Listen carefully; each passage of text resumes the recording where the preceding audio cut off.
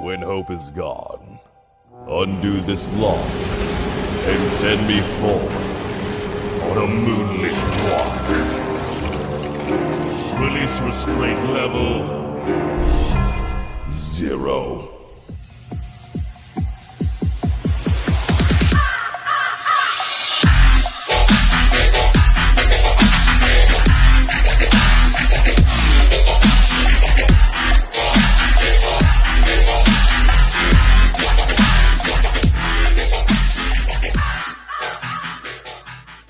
Hey kids, wanna see a dead body? Hi guys, this is the Void of the Ravenclaw. Welcome back to another fanfiction story. If you like this type of content, smash the like button and subscribe for future updates that I do post on my community tab frequently. Before we begin our story, the script is not as long as my previous script, so it might be a tad bit shorter. I'm not sure by how much, but that's a possibility. Now, let's continue where we last left off in our story. As Izuku woke up the next day, he immediately began gauge his surroundings, finding himself in his room, still in the same clothes he wore yesterday. Izuku got up from his bed and began to pace around his room, thinking all the information, what he's gathered by that strange girl that ultimately killed Zack. He's not stupid. He knows he was spared for some reason, but he couldn't ponder any further. If he doesn't leave now, he'll be late for school.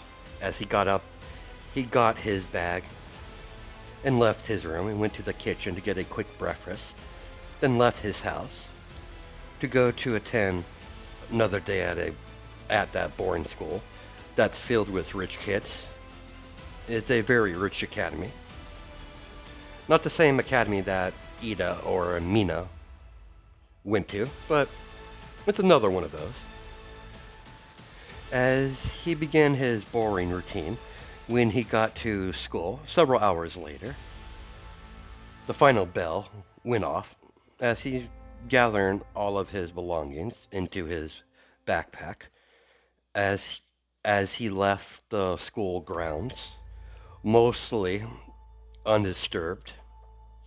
Izuku immediately began to search any information about this cursed tape and the strange girl online when he got home.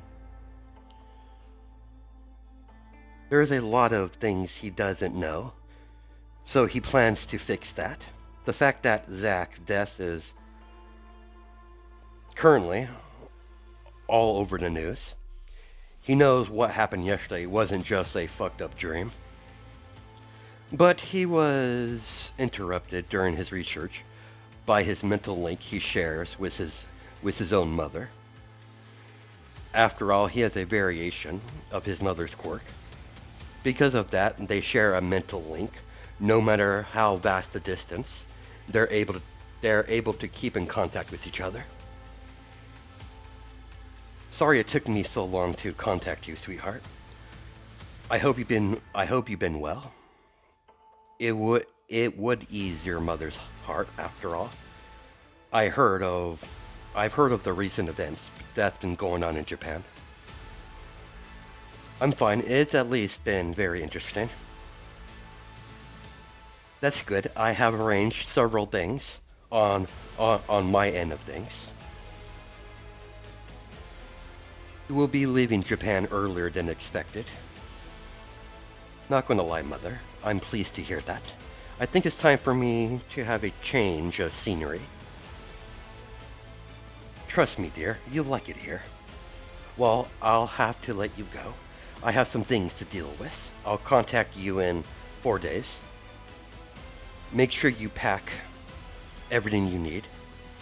I've already made arrangements for the private jet. Izuku disconnect his mental link with Inko. Izuku decided to lay low for the next 4 days. But instead of studying in his room, he decided he needed to do some training. So he went out to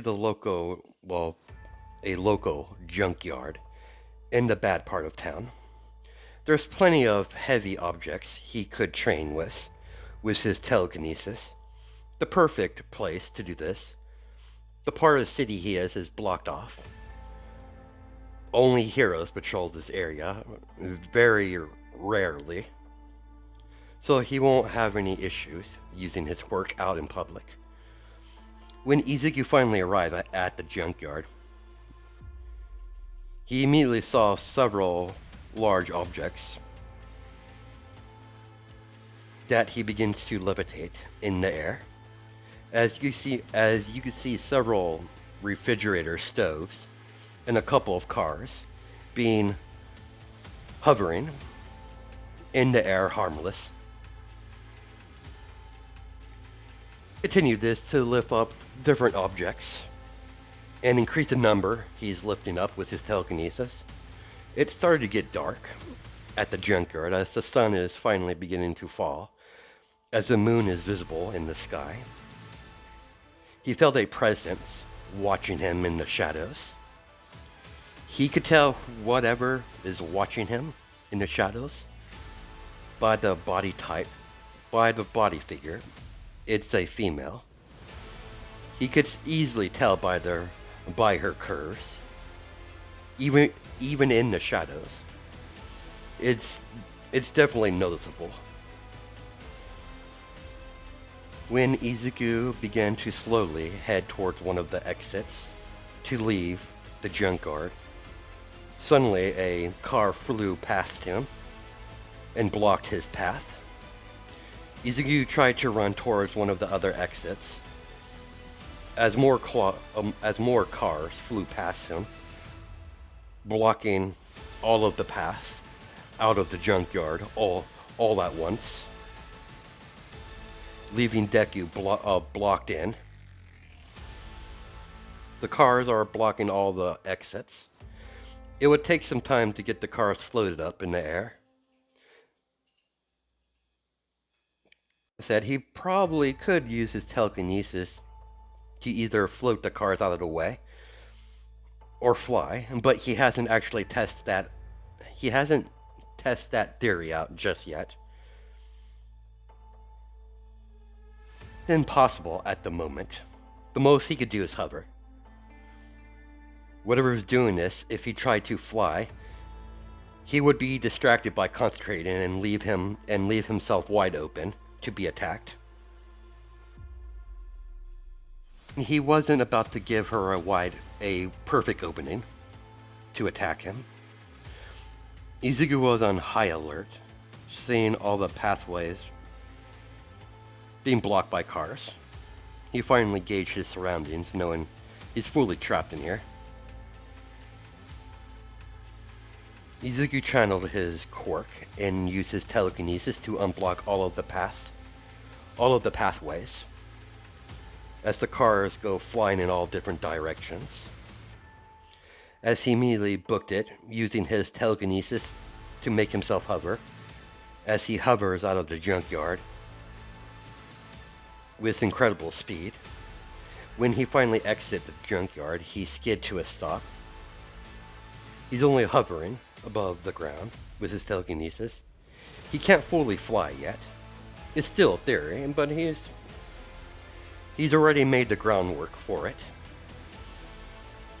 He still hasn't figured it out completely.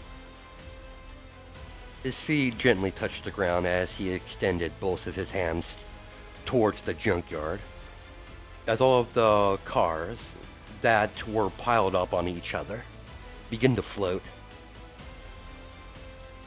in the air. In motion with his hands, all the cars came crashing down into the junkyard as he walks away. When the dust finally cleared, you could see Sadako on top of a car, smirking at the retreating form of Izuku. Next few days, Izuku was mostly having a peaceful time. He's almost ready to leave Japan and go to America, where his mother, Inko, is currently living.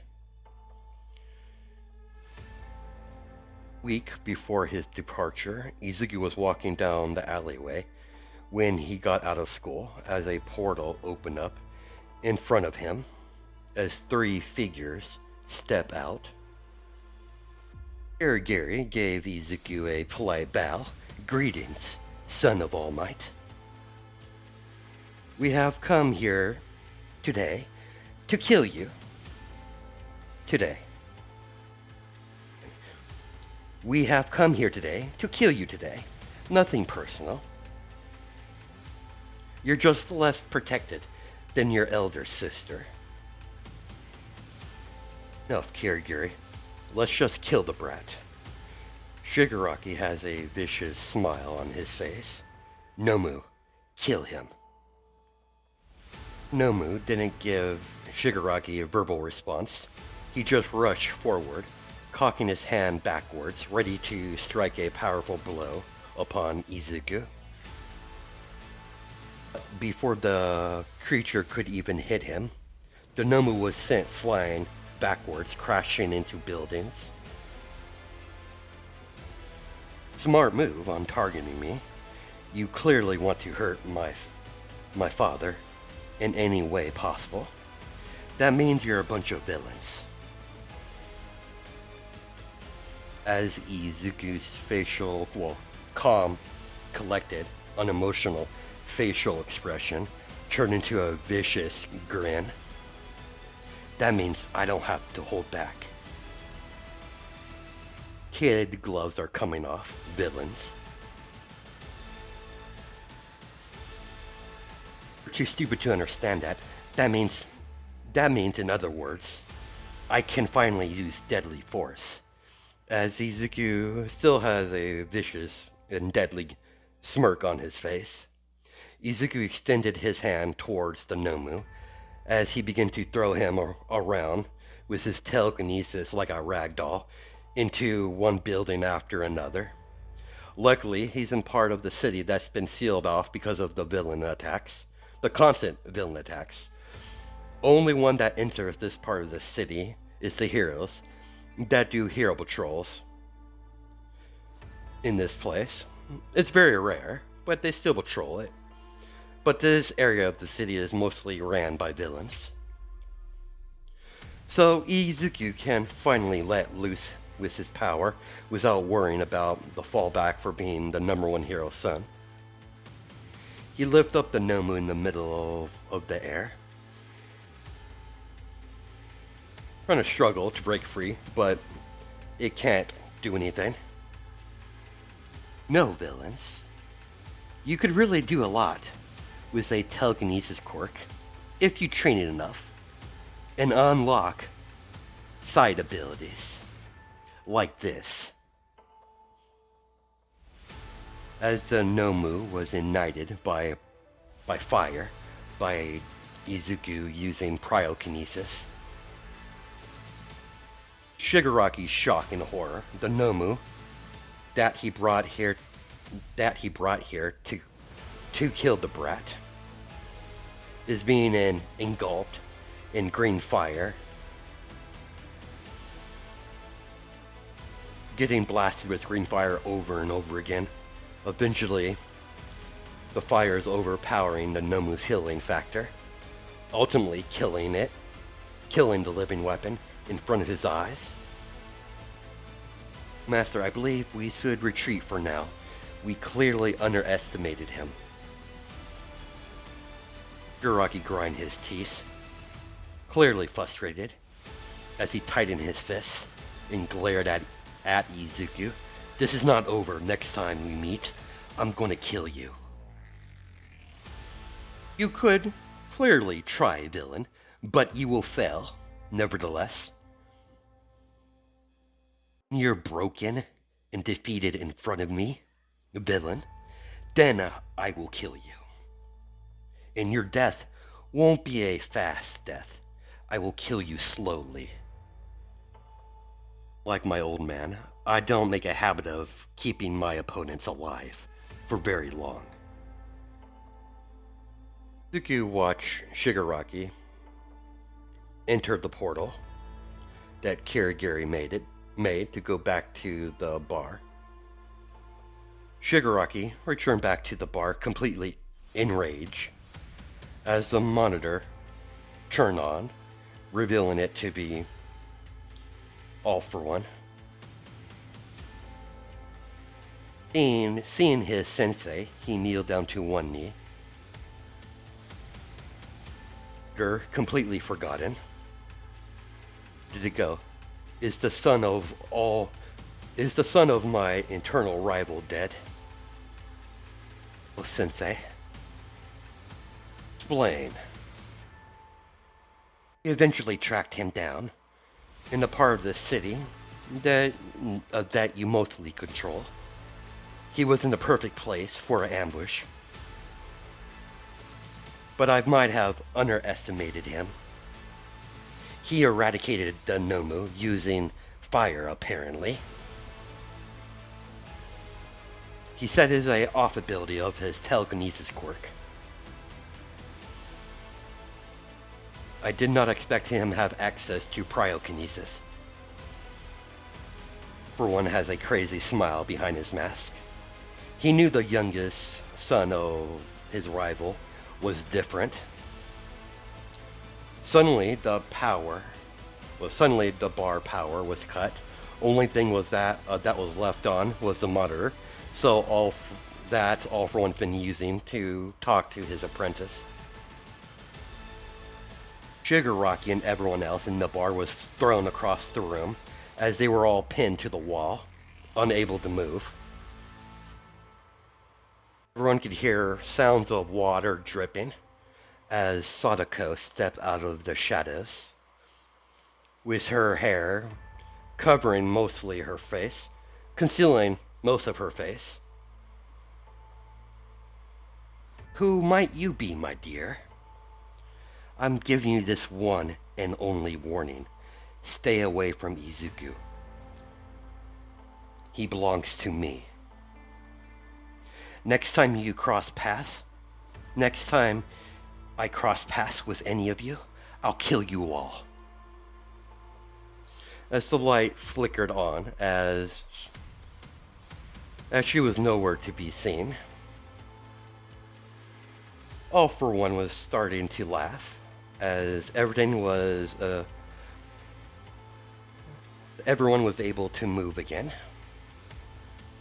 Izuku, you're becoming far more interesting. Fuck was that bitch? No idea, Shigaraki. But she's definitely connected to the #1 hero's youngest child. Interesting. Very, very interesting. Izuku decided to leave the country even sooner than originally planned. He knows if he stays too long, these villains will probably attack again, in greater numbers. He doesn't know if they're working by themselves or it's a large group of villains.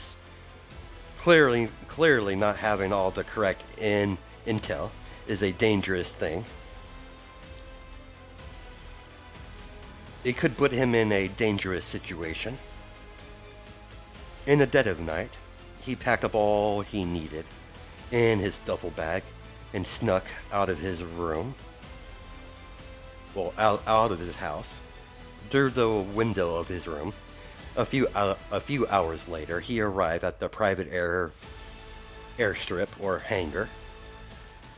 Someone was already waiting for him. We heard you were leaving ahead of schedule. When we heard that, I instantly had your mother's private jet filled and ready to go. Please, come on board. We'll be taking off shortly. Izuku gave the polite woman a bow and boarded the private jet as he sat down and took out a book out of his duffel bag and begin to read. After a long flight, Izuku finally arrived at Gotham City. The plane landed in a private hangar that his mother owns. Deku got his duffel bag and left the plane to see his mother waiting for him. When Inko saw her son, she immediately gave him a warm embrace, hugging him tightly. Look at you, you've grown. You must think I'm a terrible mother. Cry all right, Mom.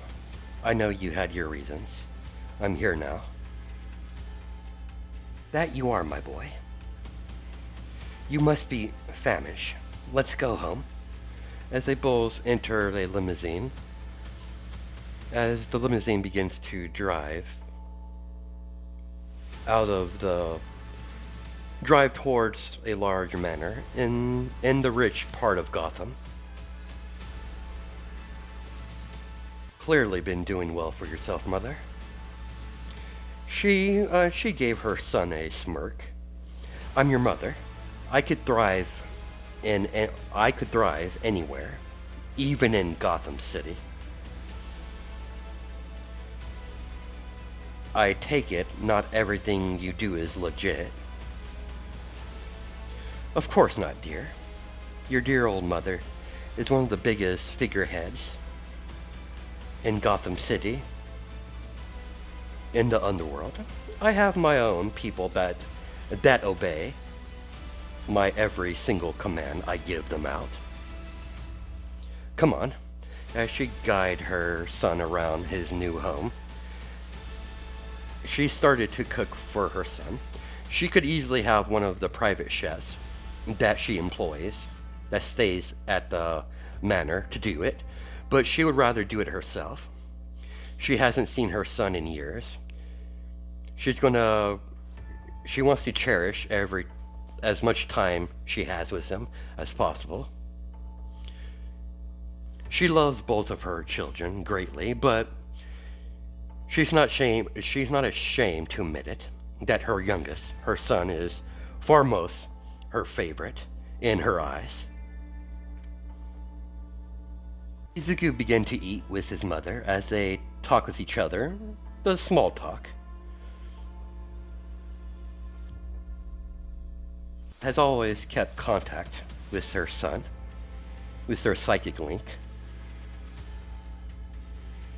No matter if they're on the other side of the planet, they can still talk to each other. But she prefers to talk with her son face to face. It's a lot more comfortable for her. Go eventually showed her son to his new room. It's a large chamber with a large bed with several bookshelves filled with books. She knows her son very well. She knows he'll like reading these books, specifically these books he hasn't read yet. There's a large walk-in closet, plenty of places to put his clothes, or new clothes, in the future. The walk-in closet is pretty much like a room in itself. And the room has a very large bathroom that has a hot spring inside. Inko might have gone overboard for her son's room, but she wouldn't change a thing. In her eyes, her son deserves the entire world. So sue her, she went a bit overboard when she had his room built. Izuku woke up the next morning by one of the maids actually opened up the curtains as the sun shined into his eyes. As the maid placed some clothes on the bed next to him. Morning, young master. Your clothes are ready for you. I'll just be outside your door while you change. When you're done, you will follow me to the dining room so you could eat your first meal of the day. Once the very unemotional maid exited the room, Izuku got dressed. When he left his room, He saw the very serious and cold maid waiting for him. "Please follow me. Introductions are in order." As she stopped, "I'm Victoria," as she gave him a curtsy. As they continued to walk to the dining room, "I'll be your personal maid. My job is to serve you and protect you. Protect you at all costs. We will be spending a lot of time together." The moment they got to the dining room, she watched her new charge sit in one of the chairs. She immediately left the room. Not even a couple minutes later, she came back with plates of food that she placed in front of him. She glared at him. "Elbows off the table, please, young master," as she gave him a sweet smile that's clearly not meant to be sweet at all. As the room got extremely cold, "Yes, ma'am. He doesn't want no part of this woman. She's definitely a scary woman in his eyes." When he removed his elbow from the table, she smiled up at him. "Eat up, master. You have a busy schedule today. We have to get you adjusted to your new arrangements. Give you the lay of the land, so to say. It would be very wise to learn your way around this manor." After Izuku got done eating, she guided him to the mistress of the house, to her private office. She knocked 3 times. Once she heard Inko say come in, she opened the door and bowed to her mistress. "Mistress Inko, I brought your son as requested." "Thank you, Victoria." Victoria did a curtsy bow and left the room so she could continue her work while her master is currently occupied. After all, she is still the head maid of the manor, so she has to make sure everyone's doing their job. "How did you sleep?" "Slept very well, mother." "Glad to hear that. In a week's time, I need you to be by my side when I attend the annual meeting with the rest of the council members." "Council? What sort of council, mother?" "It's just all the major players in Gotham's underworld decided to form a group, a council, to keep the status quo, so there's no turf wars. Of course, there's still skirmishes now and then, but as long as the peace is not jeopardized and the status quo is still intact, we normally don't get the attention of the bat. Just feel better if you're by my side. It's the perfect opportunity to introduce you to the underworld, where I have control over the situation." "Very well, mother. I have no complaints. It's a good opportunity to see how things operate here in Gotham. I've already set up a computer in your room, so you could continue your education online. File on your desk that has all the information you need about your courses you'll be taking online." "And Danny, mother, but I'm surprised you're allowing me to get involved." "Sweetheart, I know you far too well. You would have got involved either way. I would rather have you do it in a manner so I could at least guarantee some safety to you. to the best of my abilities.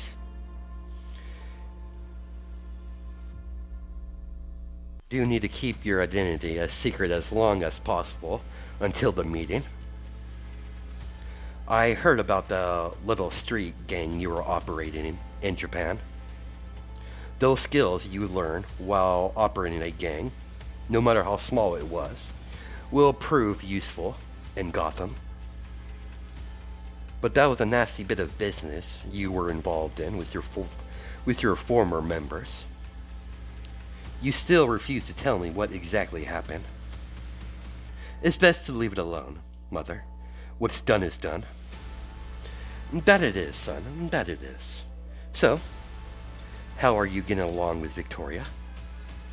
I have no problem with her. She's scary, if you ask me. Inko just laughed at that remark. Sweetheart, she's the head maid for a reason. She's the best of what she does. She's highly skilled. With her by your side, your safety is pretty much guaranteed. Unfortunately, I have to get back to work. I'll see you at dinner. Izuku gave his mother a hug and left the office, only to see Victoria waiting for him. Follow me, master. Victoria begins to give him a tour around the manor. As they take one of the cars out to get him more familiar with his mother's territory that she controls. The mistress has several operations all scattered around her territory. She even has a few companies that are legit, that's not connected to any of her criminal activities. Continue to drive around the territory for a few more hours. They eventually return back to the manor. Izuku is currently in the dining room eating dinner with his mother. So, how was your day, dear? It was very productive. You do control a large territory. That I do. 5 days has passed. By then, Izuku kept with all his online studying. It was quite easy for him. He's always had a high intelligence. He mostly stayed at the house. There's plenty of things to do at the manor. They have a bowling alley with a large game room, plus all the basketball courts and tennis courts on the property. But he mostly spent his time at the bowling alley, inside the manor, and at the large arcade that's pretty close to the bowling alley. The long-awaited criminal council meeting finally arrived. As you see Izuku in the limo with his mother and Victoria. Victoria drove the vehicle off, as both mother and son have their game face on. Once they exit the vehicle, they head towards the large manor in the middle of Gotham Forest, just outside of the borders of Gotham City. Izuku is walking with his mother, with no sign of fear or doubt. He walked in like he already owned the place. He followed his mother as she sat down on one of the thrones around the large table filled with all the key players in the Gotham underworld. The members of the council are Inko, Two-Face, Penguin, Black Mask, Poison Ivy, Bane, and a few other key members of the underworld. Only one that's not present is the Joker. Considering his chaotic nature, they wouldn't be able to get anything done with him on board, with him being part of the group, or being part of the council. And that's not including his very unstable partner, Harley Quinn. While they were discussing current events that's been happening in their territories, Something fell from the sky and landed nearby the mansion. Dust cleared as they could see a strange-looking tower. As it begins to drill into the ground, producing some sort of smog that begins to block the sky. It's clearly nighttime, but you could definitely tell whatever the smog is blocking out the sky completely. As several Imperium foot soldiers carrying some sort of energy rifles came towards the direction of the manor. As the doors were blasted open, as when the Imperium soldiers entered the manor, they immediately opened fire upon everyone. Izuku stopped all of the energy bolts that came out of their weird-looking rifles, as it's stuck in place in the middle of the room. Izuku used his opposite hand to ignite the Imperium soldiers, reducing them to ash as green fire erupts. As all of the aliens beginning to burn to nothing but crisp. As they all screech out in pain, Izuku used his telekinesis to redirect the energy bolts that he stopped into the nearby wall. Thank you, son. Everyone caught on to what Inko just said. Seems we have a problem. As she got up and looked out the window, seeing the weird-looking factory thing in the distance that's nearby the manor. She gazed at the strange structure. She could tell it's clearly drilling into the earth and producing that smoke or smog that's popping out of the top of it, blocking out the sky. Izuku stood by his mother's side, looking at the tower as well. As all of the council members begin to discuss what they're going to do next. After they found out this is not just a Gotham problem, it's worldwide, as their planet is being invaded by alien life forms from outer space. Unaware that these alien life forms are the Imperium. All they know is these weird-looking white aliens are trying to invade their planet. It's one hideous structure. I would have to agree with you there, son. So what's the plan? We'll sit back for now. I can guarantee the bat is already acting. That stubborn man would never allow some aliens to take over the city. It would interrupt his brooding time. Are you sure he's even capable of handling this? This is not just happening in Gotham City. It's happening worldwide, according to the reports, what I've been seeing on my phone. There's only one place he would go, Metropolis. What's in Metropolis? Superman. What better way to fight against an alien invasion by using another alien? I tend to forget you don't get news outside of Japan. Japan has always been sealed off from the rest of the world. It's not surprising you don't know about Superman and Batman. Heroes out here operate differently compared to Japan. There is no hero association. They don't need no license to try to be a hero. Majority of heroes are considered vigilantes most of the time. Vigilantes are quite common. But luckily for you, you are unknown.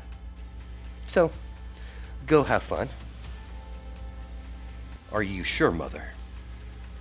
I've kept you cooped up in the house for far too long. Go, have fun, and let out some stress. Just don't stay out too late. Once I get back, I'll send Victoria to assist you, if you require it. You could take care of yourself, but I would feel better if she was by your side. And she wouldn't be a very good bodyguard if she wasn't with you at all times. Thanks, Mom. This would definitely be fun. Izuku walked out of the meeting room, out of the mansion. No one noticed him leave except for Poison Ivy. She has her questions about the son and mother duo. After all, Inko is her best friend and she's never heard of a son before.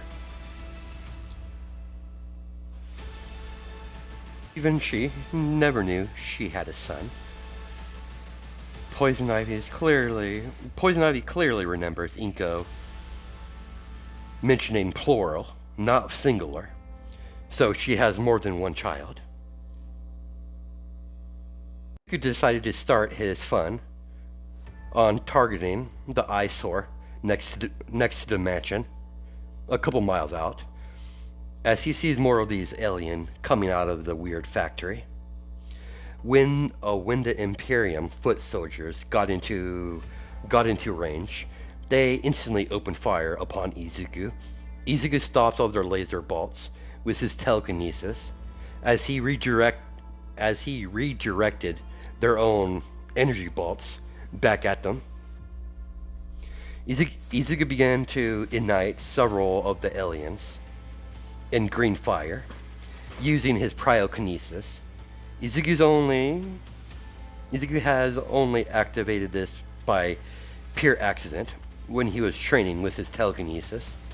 Ever since then, he's been constantly training with his telekinesis and cryokinesis. He's only using a basic attack with his fire. He could do a lot more than he's shown so far. Continuously to burn one alien after another, eradicating them by green fire. When Izuku walked up to the front entrance of the factory, he ripped off the doors from their hinges with his telekinesis as he tossed the metal blast doors to the side as he calmly walks in with his hands in his pockets. He entered a hallway that led to a larger room. He was instantly surrounded by Imperium foot soldiers, all aiming their rifles at him. Look at all you alien scum, all gathered up in the perfect formation for me to slaughter you all. Silence, your lower life form. Prepare to be terminated. Big words coming from a pile of goo. Suddenly, a green tornado of fire surround all of the Imperium foot soldiers that were instantly engulfed, leaving nothing left but ash. As the room is clearly burnt, the only part of the room that wasn't severely burnt was a small area where Izuku was standing. The metal that's made the room up was clearly melted as Izuku began to hover over the very hot floor from his fire. Once he entered another hallway, he landed his feet on the surface of the ground of the metal floor. He began to kill any stragglers that he came across with his fire. Izuku continued to go to chamber, eradicating any alien he sees. The Imperium did not just stand idle by. They finally bunkered down, blocking Izuku's path, and began to shoot in a concentrated area making Izuku to take cover over the corner of the hallway that he just walked through. As he leaned over to the edge of the hallway, looked over to see them still firing, Izuku created a pyrokinesis fireball in his hands as he threw it. The moment it got near to his target, the fireball detonated as there was a loud green explosion that began to shake the entire factory. When the smoke cleared, the entire room was heavily damaged, but the aliens were all dead. Izuku kept moving forward, opening any doors with his telekinesis, until he got to the heart of the factory. There's some sort of glowing orb and some sort of alien liquid casing that seems liquid inside but solid on the outside. As he touched it, it clearly has a solid feel to it, to its form. He could tell whatever that thing's glowing inside it, the pulsing orb, it must be highly important. Considering all the foot soldiers, all the Imperium foot soldiers, is surrounding him, pointing their rifles at him in a protective manner, trying to protect whatever that orb is. Izuku got a smirk on his face, knowing he just hit the jackpot. Well, what do we have here? Trash. That looks important. We'll not go any further, lower life form. We, the Imperium, will vanquish you here and now. What you're called, Imperium. I have no doubt trash like you are on this planet for ill intentions, considering your little factory here has been digging into the Earth's crust. We can't have that. Personally, don't care why you're here, trash. But considering you are here, let's have some fun, shall we? Izuku pointed his index finger at the closest alien, as he only said 2 words, "Die, trash," as a concentrated shot of his fire from his cryokinesis shot out of his finger and went through the alien, as the alien caught on fire immediately afterwards, as there was nothing left but ash, as all the other Imperium foot soldiers began to open fire. Izuku continues to shoot a very concentrated fire from his fingertips at the aliens, killing them one after another. They even tried to run away, but Izuku created a wall of fire, blocking their escape, as he shot them down with no hesitation. Even when they started to beg for him to spare their lives, he killed them anyways. As Izuku began to shoot the core of the factory, overheating the strange-looking orb, as the whole factory begins to go haywire, as sparks is beginning to fly from all the electronics in the main heart of the factory. As the factory has begun to clearly experience a major overload, Izuku walked out of the factory as it exploded behind him. Still no change to the sky. Destroying one factory wouldn't be efficient enough to make the sky back to normal. That means there's several more factories like this scattered all around Gotham City and the world. Victoria was waiting for her master. You seem to be unharmed, master. A very impressive performance. So you were watching? Indeed. I wouldn't be a very good bodyguard if I didn't keep an eye on you, of course. I don't know what happened inside the factory itself, but you sure handled the situation pretty well. The mistress informed me you'll be engaging these disgusting creatures. Indeed I am. Very well. I will accompany you, Master. Izuku only gave her a nod as they got into the vehicle and drove off. They're currently still at the border of Gotham City, so it's going to take some time for them to actually get into the city. That's where we're going to stop it. Hope you guys have a good night and day, judged by time zones, and I'll catch you in the next video.